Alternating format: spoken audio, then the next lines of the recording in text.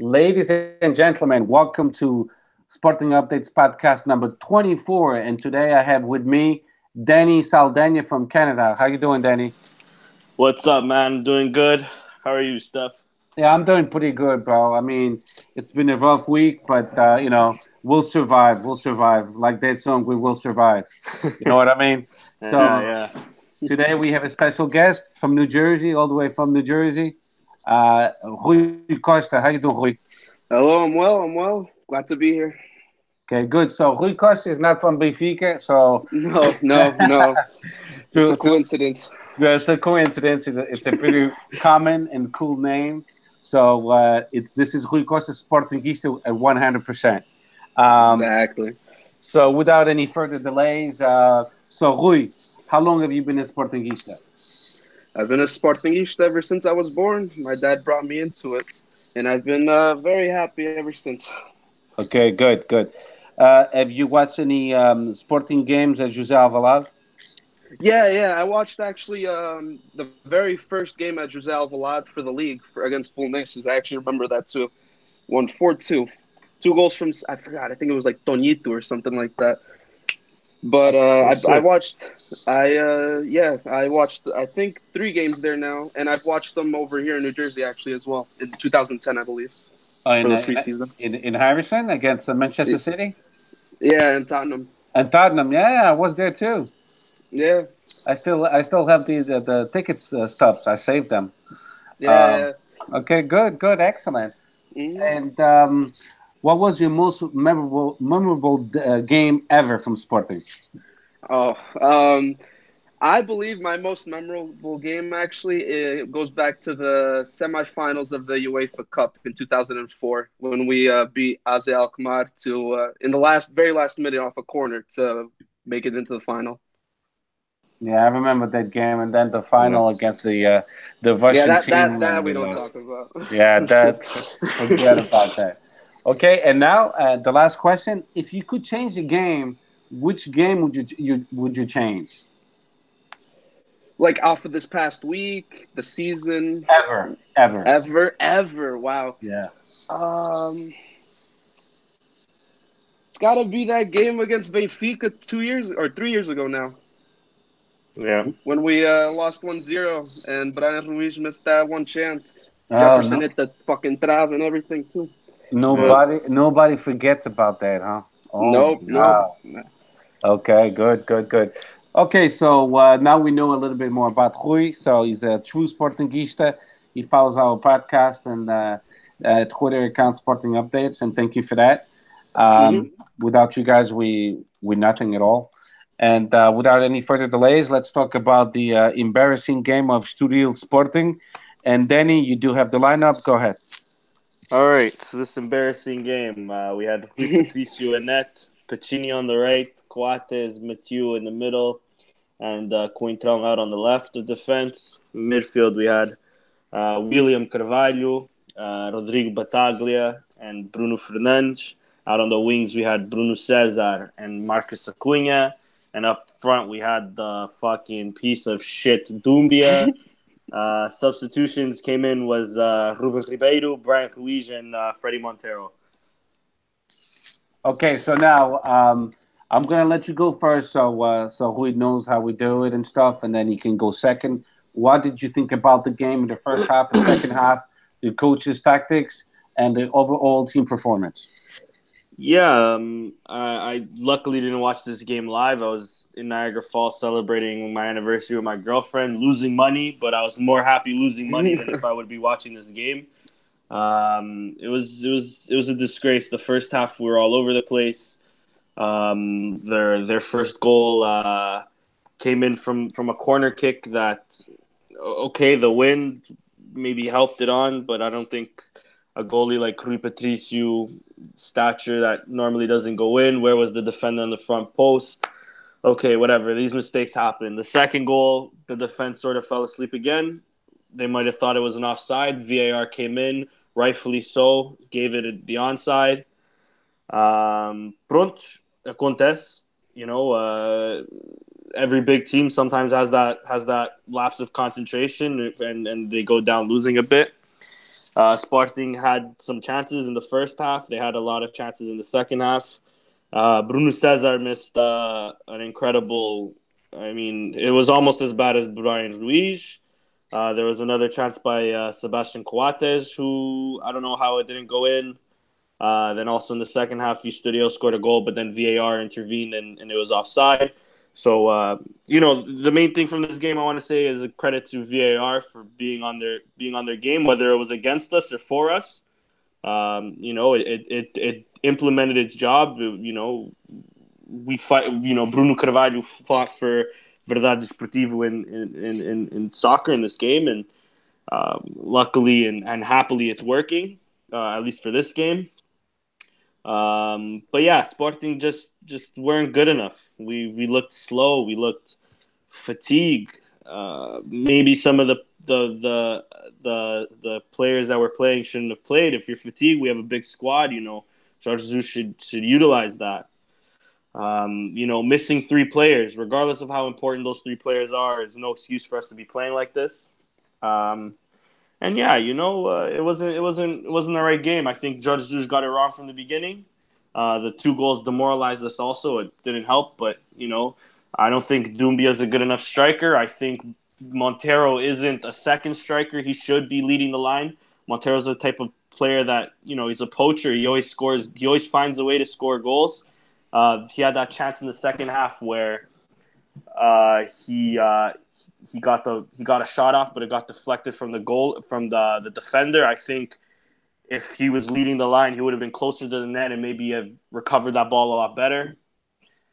So yeah, I don't think JJ's tactics were right. I don't think the players were right. I think Pacini's been off his game for a long time now. It's time maybe to give that spot to Ristovski. Yeah, really. Even I think the best player we had maybe was Coentrão, maybe. But it's kind of tough. I can't give a worse player. I think many of them were pretty bad, and yeah, man, that's all I have to say about this game. It was bad all around for us, and it's time to put it past us, really. I feel your pain, man. I feel the same way, and I'm gonna let Rui go first. Go ahead, Rui. Give me your thoughts. Yeah, the team played terribly overall, I think. I agree with what you said about Doumbia being terrible and Montero not being a second striker. I feel like if our problem was that we didn't have Gelson or Bastos, we should have at least picked up a secondary Bastos if we maybe pick up Slimani on loan or something. But yeah, I don't see Bruno Cesar as well being a good replacement for Gelson throughout the starting of this game. What else? I feel like the only player that put an effort in that game was Rui Patricio, and even then, that wasn't obviously enough. 2 goals quickly, one after the other, was also a really bad part of the game. I can see why it was a problem. But yeah, overall, I think after a loss like that in the league, I think we'll be able to pick it up against a team like Feirense at home. But yeah. Okay, got you. Okay, thank you for your feedback. So I'm gonna put in my 2 cents, and basically, I feel the same way as you guys do. And I was expecting much more from Sporting Club Portugal, just because we are a deep team, and we have to perform at 100% each time. The thing I noticed is I'm not going to go over each play because you guys have already done that. I mean, Studio scored in minute 27. That goal was off a corner kick. Terrible, terrible, terrible from our defense. They couldn't clear the ball on time. And then in the second chance, Studio scored by his name is oh my God, Kiriakou, and it's unacceptable because we could have cleared the ball, and we look like a third division team clearing the ball. We gave them a second chance inside the box. Unacceptable. Then the second goal, as much as Portuguese would like to complain about, it was not offside. It was a clear goal by Studio. You could see in the VAR, they replayed it several times. It was a good goal. Uh, then Estoril could have scored a couple more times. Um, but 2-0 in halftime was actually a fair score for Estoril. They were playing much better than Sporting. Then in the second half, much better. Sporting came blazing. They came pressuring. Uh, they were the Sporting that we like to see, but we missed too many goals. When we have a player like Dumbia that can only score against third division teams and second division teams, he should have been sold. He should have been sold to China in January, but I don't know why we kept him. I don't know. Maybe one day when I see Bruno Carvalho and Nunes I'll ask them.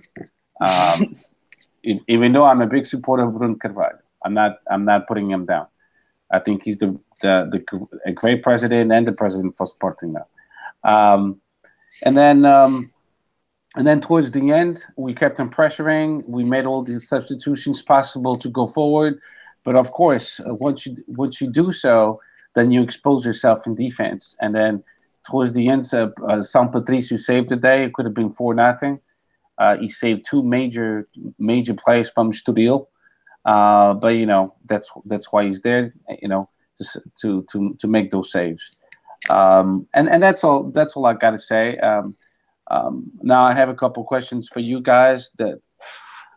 For me, the worst player was Coates, and I still don't get it. I agree with Danny, and I agree with Rui. Why we don't play the guys that's sitting on the benches? André Pinto has shown that he's capable of being a great center back. Why didn't he play? Coates looks beat, looks exhausted. Give him a break. Let André Pinto play. Now, guys, Danny first. JJ complained about the wind. Did we lose because of the wind? No, I think that's a bullshit excuse. The wind has nothing to do with the game. Okay, maybe the players have to adapt, but how many years have these players been playing? Some of them coming from worse conditions.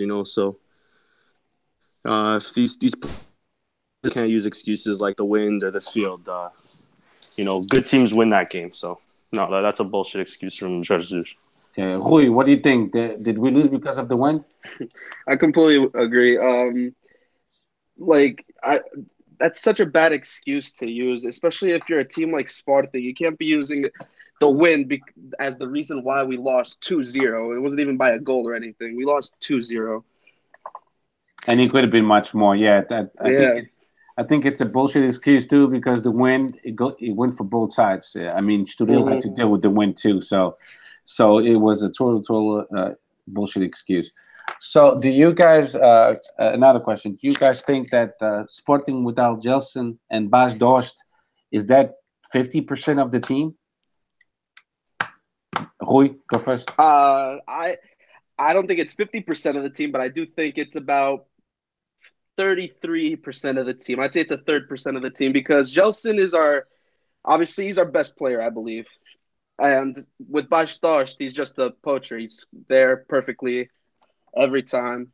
But when you replace Bas Dost to a player like Dumbia, that's obviously going to be a big difference. And then when you replace a player like Gelson to a completely different player like Bruno Cesar, that's also a huge difference. So that's going to completely change the team up. Okay. What about you, Danny? Yeah, I agree. I get what Judge Zeus was saying, where most of the attack comes from either or. So I get it. I just think as a team like Sporting, with players that we had on the bench or still have on the bench or in the squad, it shouldn't be 50%. So if Judge Zeus really thinks that's a big problem, I wouldn't say it's 30%. I'd agree with Rui, maybe 30 or it's 50%. I'd agree with Rui. It's probably 30, 33% because really a third of any of our chances really come from him, Okay. And yeah, that's all I have to say really.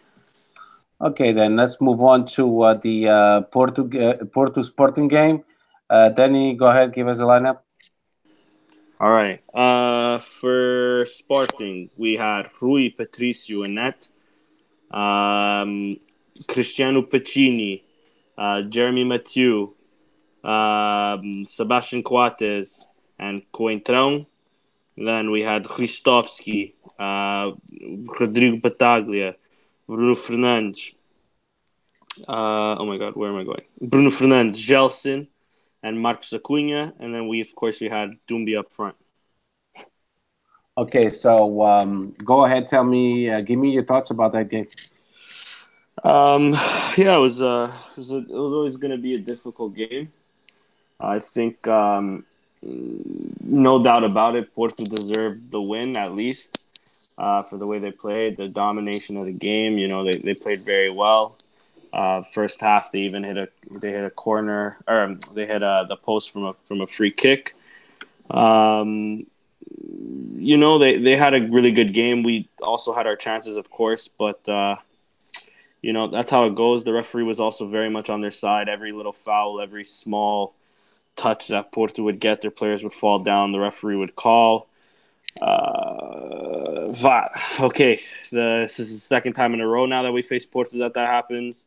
I think the next time, I don't know, I can't remember now. Do we face them first in Taça Portugal or for the league? I think it's Taça Portugal. Oh, is it league? I think. Regardless, the next time we face Porto, we have to be aware of that. We have to not, play so much in their cards. You know what I mean? Give them something to not fall so easily about. Again, like I said, that's the second time that's happened, and the next game is gonna. If it's for Taça Portugal, it's in our house. Maybe we'll get the benefit of the doubt from the referee. If it's Taça Portugal, it's gonna be in. If it's for the league, it's gonna be in their house. So I have a feeling the same is going again. It's just difficult to play with a team like that. Nonetheless, they deserve to win, like I said, but their goal came from a foul on Bruno Fernandes just 10 seconds earlier. I think if Bruno Fernandes was wearing blue, he would have got that foul called. Since he's wearing green, he didn't. Okay.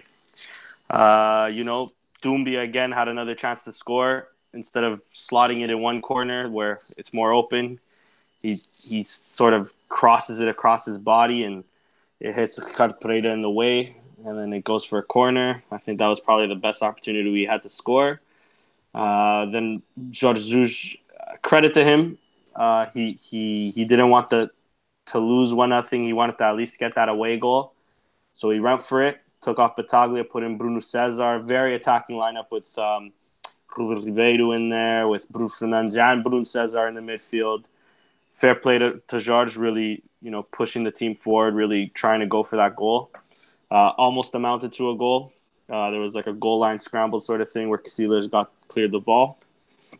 And listen, on a luckier day, we would have walked out of there with a tie, whether it's 0-0 or 1-1.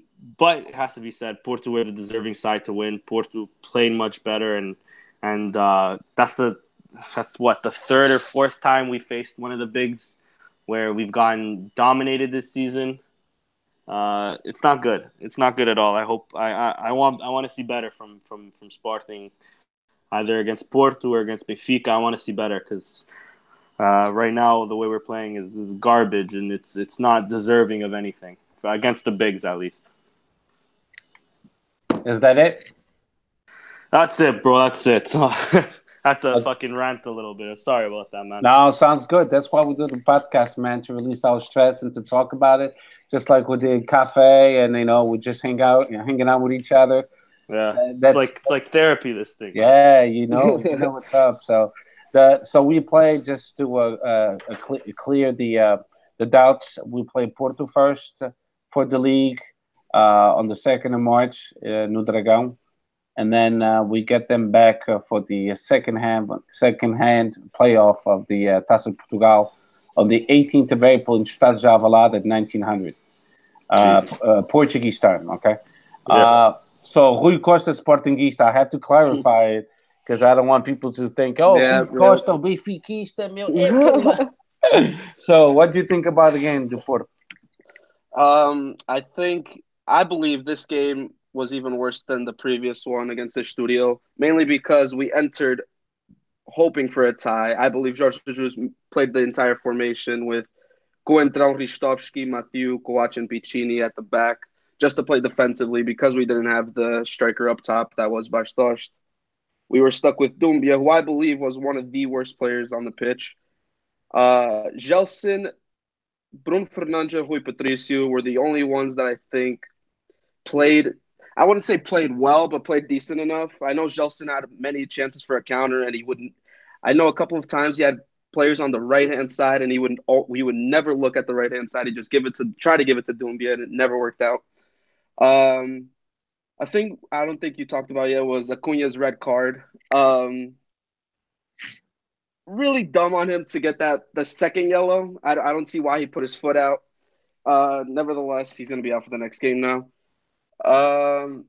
I think the breakout player for this game was Porto's Sergio Oliveira. He went off. I did not expect him to play that well.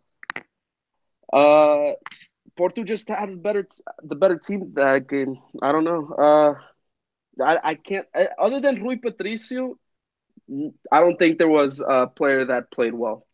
But again, Rui Patricio came out, saved us. Could have been a lot worse than 1-0, but it could have been better than 1-0 too because we had chances on the counter. We just missed too many. Agreed. Anything else, Rui? Let me see. Substitutes. I don't understand why Jorge Jesus kept Doumbia on the entire 90 minutes when he could have at least tried to play Freddy Montero at least as a lone striker, give him a chance. The only time I ever seen Freddy Montero play well behind the striker was Slimani, and we already know that was a while back. Ruben Ribeiro, he came on already starting off badly, so I don't want to say he played well. Bruno Cesar, anytime he gets subbed on, he does play well, I think, so I can't complain about that sub. But yeah, I don't see us coming in there for the win. We're gonna go there for the tie with the defense that we put up. Okay, so I agree with both of you. I didn't get to watch the game. I was actually working, and I listened to the game on the Antena on the radio. It was actually more exciting, to tell the truth. Os relatadores, they make it so exciting. It looks like a phenomenal game, But Porto could have scored from a direct kick off of Sergio Oliveira, and good thing he missed. They played slightly better in the first half. The second half, we were better. We could have scored two. We could have tied the game. But the ones that had the most clear chances of goal, it was Porto. But we had enough to actually, with a little bit of luck, to win the game. If Doumbia wasn't so terrible, it was just awful. Paying so much money for a player like that, and you can produce, you can play for a team like Sporting Club Portugal. And again, I think we made a mistake not selling him in this window for 15 million. I think it was for Chinese club. We could have bought somebody else. We have some great players here in the United States. Steph Teixeira, Rui Costa in New Jersey. So and Danny Saldana, he's coming back from his ACL. But I'm just joking, of course. But we don't have a good replacement for Bas Dost. And with that said, do you guys think we need when Bas Dost is hurt? It's obvious that we don't have someone that can score goals because we haven't scored goals since he got hurt. Do you think we need to acquire a striker with the same skill set of Bas Dost or different? Rui, go first. The only way I've seen Jorge Jesus have success so far at Sporting was with a big man up top. So I believe that Jorge Jesus, Bruno Quares should definitely try to pick up somebody over the summer that can be a backup towards Bas Dost. But then again, we have players like Gelson Dalla, who I think would have been a great replacement for Bas Dost right now, who's now on loan at Rio Ave, and I believe it's Rio Ave. I completely forgot now. But and we don't have him now. We have Rafael Leão, I think, who could be given a chance at least to play, and he hasn't gotten a chance yet. But over the summer, I definitely believe we'll see another big man at striker as a backup at least, though. What about you, Dan? What do you think? I agree. We definitely should have went in for a bigger guy up top as a backup. Now, I know he has different skill sets to a Bas Dost and a Slimani. He's more agile. He's more, technical. But I'd go with Rafael Leão as well. Very tall, strong guy, fast. Why not give him a try? For the time being, at least, since doesn't seem like we're going to add another beat player to our team, and we can't obviously get into the market. I want to see Montero up front as a lone striker. I want to see him with maybe Bruno Fernandes or even Ruben Ribeiro just a little underneath him. We don't have to play the crosses. We don't have to, act like Freddie Montero's a target man. When his best seasons under Leonardo Jardim and even Marco Silva, he wasn't playing with Slimani up front of him. He was playing as a main striker.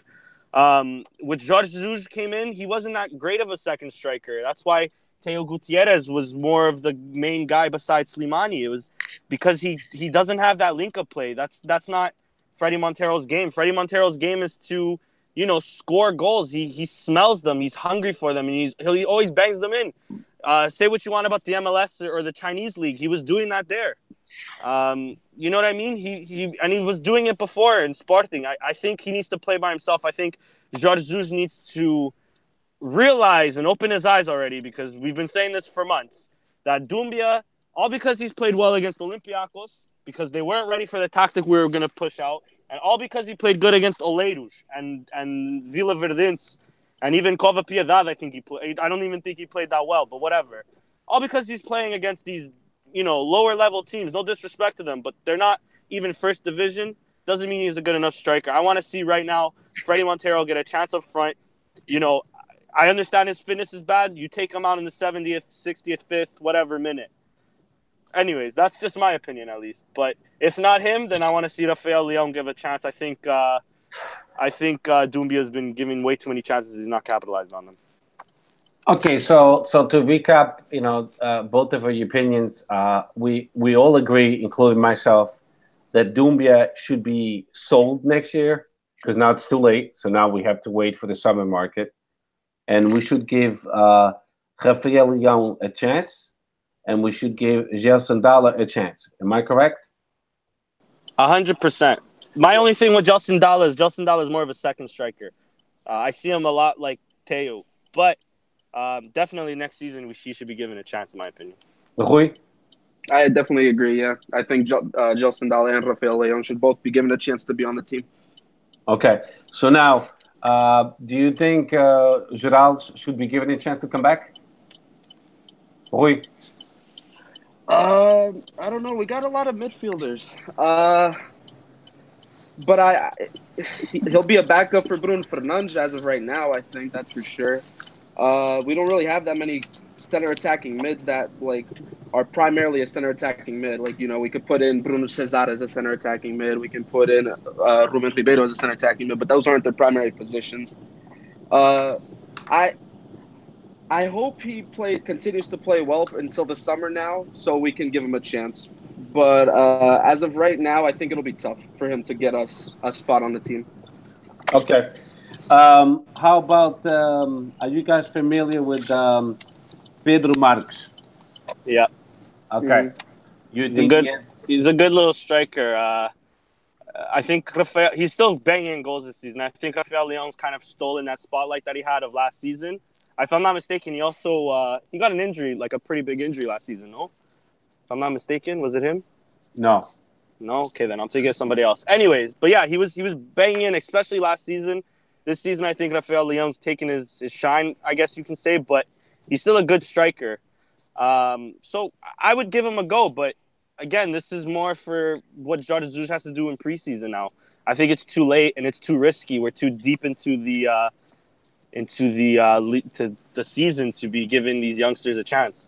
No, I'm talking about for next year, not too late. For next year, 100%. For next year, we have to see how he does in preseason. And just to go back on Geraldo, I think our biggest mistake, me and Steph kind of mentioned it on a few podcasts ago when we were linked with Ruben Ribeiro and we thought he had chosen Porto over us, that we didn't think he was good enough.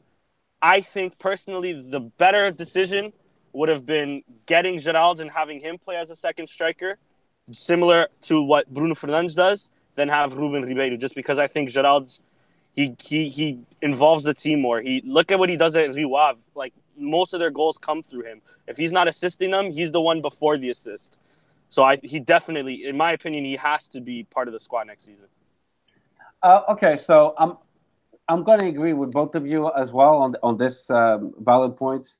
And Petrovic is still in our team, so if we sell Petrovic, Geralds can come back. We have now Misic, very similar to William Carvalho. We also still have Palhinha, and then we have Wendell. So there's room for Geralds. Also, as strikers, if we get rid of Doumbia, which he's got to go for sure, then we have space for Peter Marks or another player. We still have Brian Ruiz, which I don't think he'll survive. The next year. I think he'll be gone too. And Rafael Leão is already part of the A team. Me, to tell the truth, at this point in time, I would put Rafael Leão. If Paz is not good to go against Feirense this Sunday, put Rafael Leão with Montero. I'm sick and tired of giving this guy chances, and he doesn't do anything about it. So he's got to go. So now, do you guys have anything else to add about this game, the Porto game? How do you feel about the second hand in Alvalade? Do you think we can turn it around? Danny, go first. Yeah, I think we can turn it around, mainly for the fact that, it's about a month and so away. I think we'll have Bas Dost back. You see the difference Gelson makes on the team. Hopefully Gelson will stay injury-free. There's a chance Province makes a return. I think it's unlikely just because it was a fraction of his foot. But nonetheless, I think we have enough to beat this team. Again, if the foul gets called, they deserve the win, yes, but they don't score that goal if the foul gets called. And one thing that at least Jorge Jesus is proving and is showing this year, that only on off days is it can teams really score against us. It gets really tough to score against us. So I think as long as we don't concede and we can at least score a goal and maybe bring it to extra time and penalties like we did in Taça Liga, I think we got it in penalties. I see us even scoring 2 goals. So I have faith that we can do the business in Alvalade. Okay, what about you, how do you feel? Yeah, I definitely agree. It's only a 1-0 game. I just disagree with the fact that it's so far away. It's over 2 months away from the first leg. It makes no sense to me. But there's a lot of league games in between. We got the Europa League. Porto has the Champions League. I think that by the next game, we should be favorites. And we're playing at home. Hopefully we'll have a healthy team by then. I think we'll win by 2 goals that game at home. Okay, you know what? I feel the same way. I think with a nice, healthy team, Gelson Martins came back, and we saw the difference. We saw that Porto, the defense was shaking with him because he's just a phenomenal player. And then Bas Dost, nice and healthy, with the whole team nice and healthy. I think we'll win. I think I'm very optimistic, and I agree with Rui. At least 2-0 or 3-1. And we will go to the final to Jamor, and that's everyone's dream, all Sportingistas' dream, of course. So, without any further delays, let's talk about the present situation with our president, Bruno Carvalho. So, Danny, so what do you think? What's going on with the General Assembly, with those 10% of Sportingistas, making it sound like it's a vast majority, but it's not. Yeah. It's just a minority. So, What's your thoughts on that? I think Bruno Carvalho raises some some valiant points. I've seen his 40 to 50 minute. I guess you can call it a press conference where he gives everybody an ultimatum of, the 3 decisions on whether what happens and whether he's going to stay or go. He's talking about how, he can't leave his house without being harassed.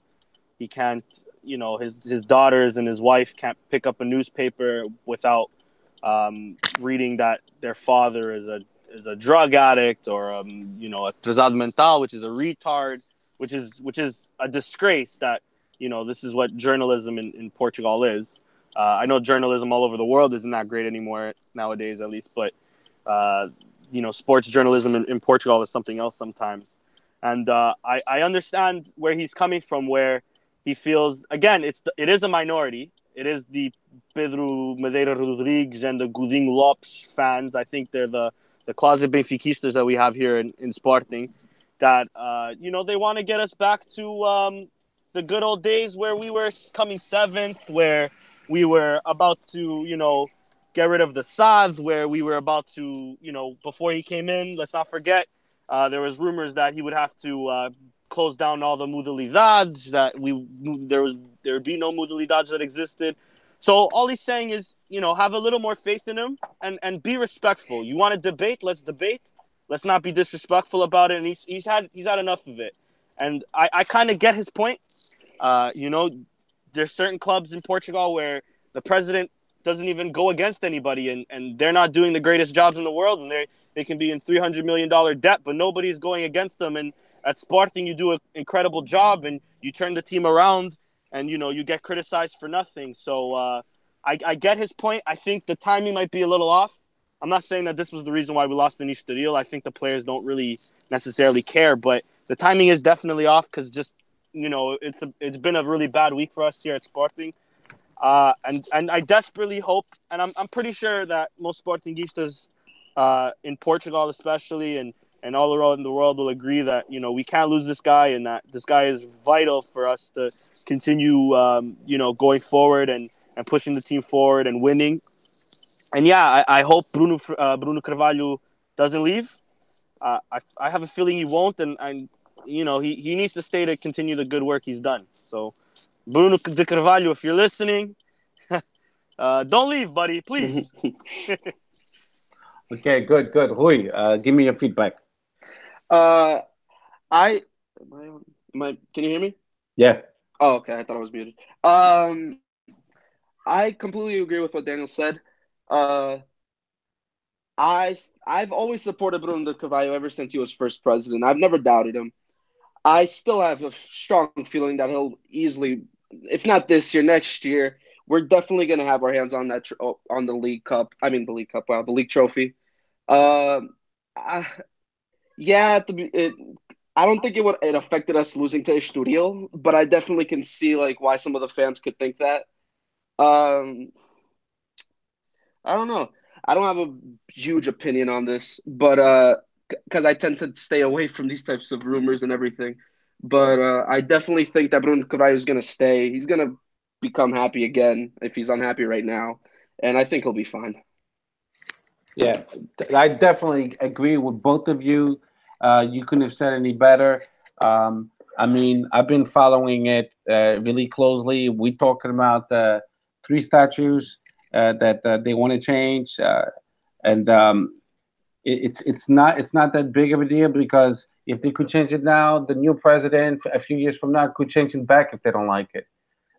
They're talking about conselho dos croquetes. It's 10 guys that everyone have said it in the past. Every other president, we should absolutely this conselho. They don't do anything. São os croquetes.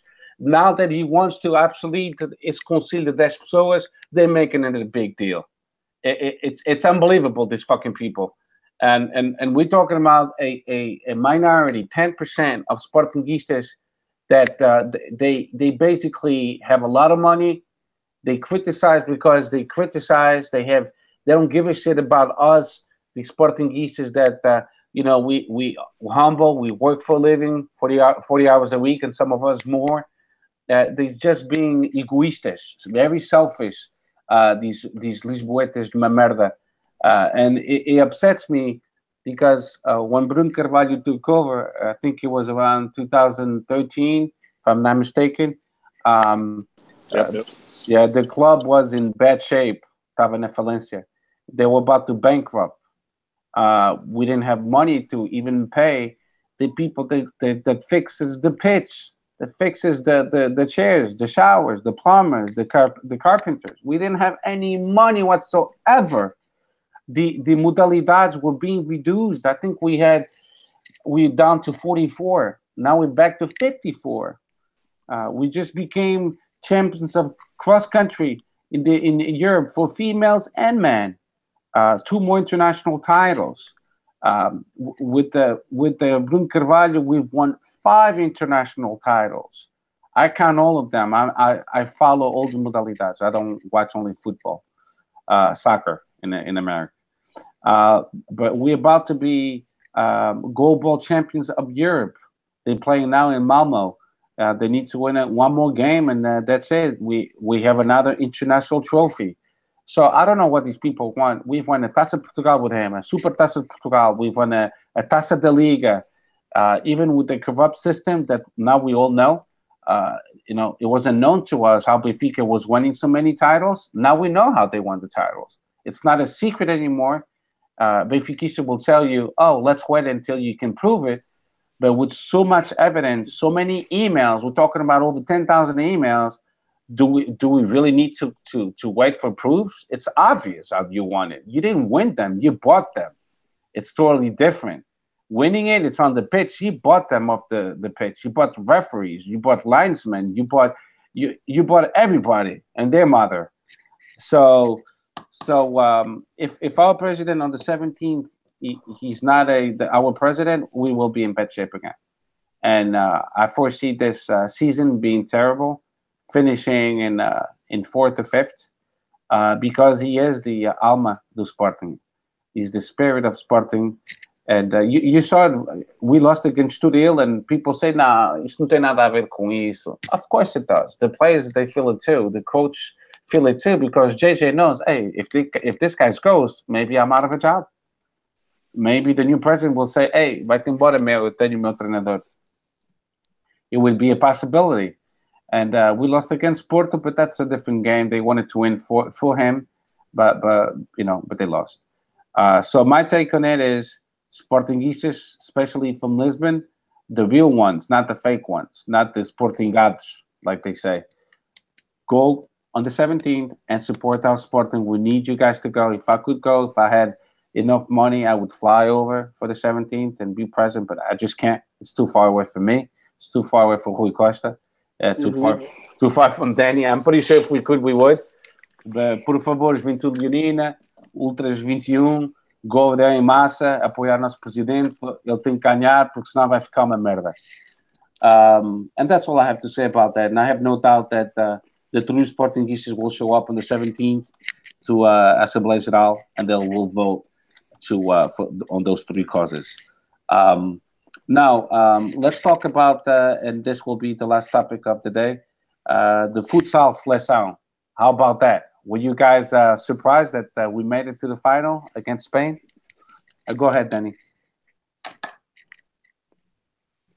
Danny? Sorry. Yeah, I haven't watched any of it. I've just been on it a bit on Twitter. It was impressive. The win, it was 3-2 against a very Brazilian Russia. But yeah, another chance to be European champions, which is cool, and another sport now. It's just showing our dominance in the world stage, and then it makes me proud to be. In my case, a Portuguese Canadian, but it makes me proud to be of this heritage, be of this ancestry, which is cool. Okay, good. What about you, Rui? I think we've been the better team against most of the teams we came up against until now. Coming up against Spain, it's going to be probably one of the toughest games they've ever had. But I hope we're able to win it. I mean, we've got the best player in futsal. We got the best player in soccer. We got the best player in beach soccer. Each one of them has won something now, except for Ricardinho. So hopefully he can win it now. Exactly. I feel the same way. I mean, I've been watching. I've watched the last 2 games, the one against Russia and the other one before that, which we won 8-1. We just killed them, Azerbaijan, and against Russia was a more difficult game, but everything was under control. We winning 3-1, and we had I think 50 seconds left, and then the Russian Brazilian. I mean, like Denny said, they have more Brazilian than Russians. What the hell? They Eder. He scored the second goal, and my heart was beating really fast. I'm like, come on, not again. But we pulled it off, and now we're playing against Spain. The good thing is Spain went into overtime and penalty kick, so they're more exhausted than we are. But nevertheless, they've won the European Cup 7 times. 7 times. So it's a well-oiled machine, so they know what to do.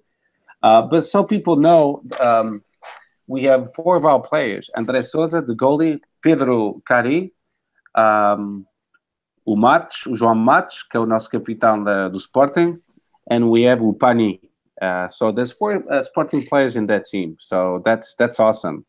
The game will be on Saturday at our time in the US and Canada. It'll be at 2:45 p.m. You can watch the game on ESPN. I don't know if it's ESPN or ESPN 2 or 3. Last time ESPN 2 and 3. 2 or 3, yeah. That's why I suspected. You can also watch it on the UEFA.com on YouTube. They have UEFA TV. So that would be more for Denny, the Canadians, because I don't think they get ESPN. No, we have TSN down here. Yeah, so shit. So you can get it online on UEFA TV. So that'll be it. So I'm going to talk about a few more things, which I already mentioned it. Sporting became European champions in cross-country men and females, making it 25 titles in our palmarès. So that's huge. And ball. Our team went to Porto, Caixa do Dragão, and they won 31-25. The last time we won at Caixa do Dragão was, you guys know, by any chance? No? Rui? No clue. No clue. I'm not good at trivia. I'm not. Yeah. That's why I fail all my exams. This is why I'm still in school. It was 18 years ago, the last time we won at the Caixa do Dragão. So that's a big deal. And then last but not least, our ladies, they tied it at home at José Alvalade in the main stadium, 0-0 against Braga. They remain in first place with 5 points ahead of them. The table tennis, I just looked at the news. They just won in France. They won in France in the Champions League of table tennis, 3-1. And we are in the semifinals, so that's a big deal. We've never been that far in that modalidade. And in goalball, we need to win one more game, and then we'll be European champs as well. So there's a lot of stuff going on. It's not always soccer that we should talk about. I like to talk about a little bit of everything. My big mentors are Sporting 160, Sporting 160, com o João, com o Pedro e com o Zé. They are amazing. I recommend every Sportingista to listen to that podcast. You can find them on Twitter. They are amazing. The podcast, though, is in Portuguese. So if you're rusty with Portuguese, but you understand it, you can actually become better in Portuguese. Because the last guest, guess who it was? It was Augusto Inácio. They get some amazing guests. And Augusto Inácio was talking about how he became champion of Portugal com Sporting como jogador e treinador. He spoke about his personal life, why he left Sporting and why he went to Porto. And he has some funny stories about Schmeichel, about Vidigal, Pedro Barbosa. I mean, it's a must. You guys have to listen to it. You will love it. He was the main focus of the podcast. He spoke the whole time. Like I would say 80% it was only Augusto Inácio speaking.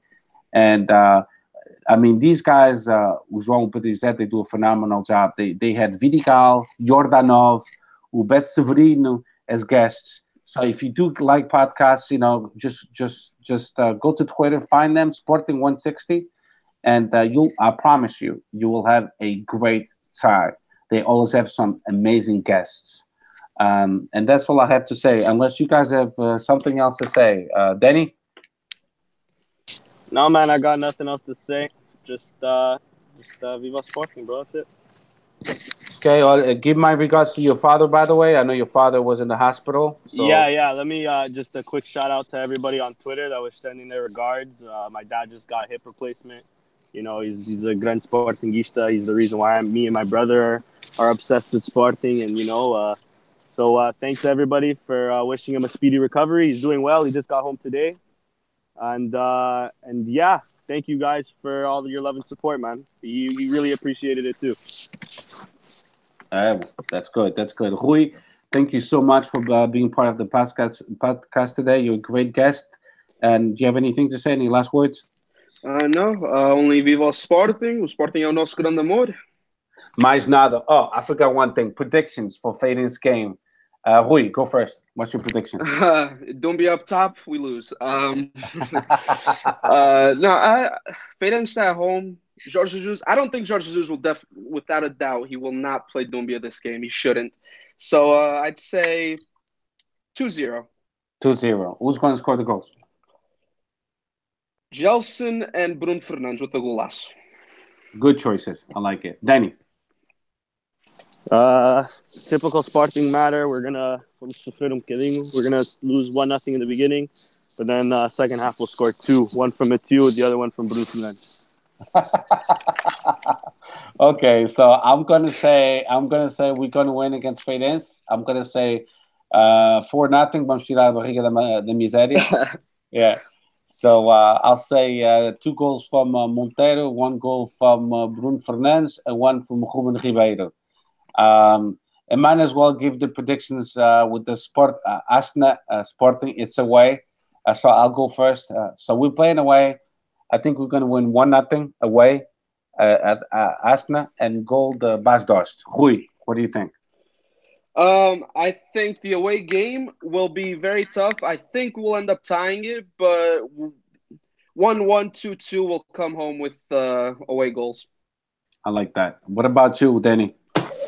It's going to be a tight 1-0 win. It's going to be the guy that scores the hardest against the hardest teams, Bruno Cesar. He's going to score the one goal. Okay, now, this is the end of the podcast, and we're going to do something together. At the count of 3, we're going to say, Viva Sporting. Can we do it? Let's do it. Can I throw a caralho at the end? No. Oh, okay, then. No, that. I'm kidding. I don't want to. I want to talk about the things you like. Okay.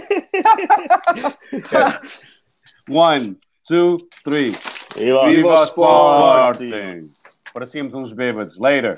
Bye. Take care. Go.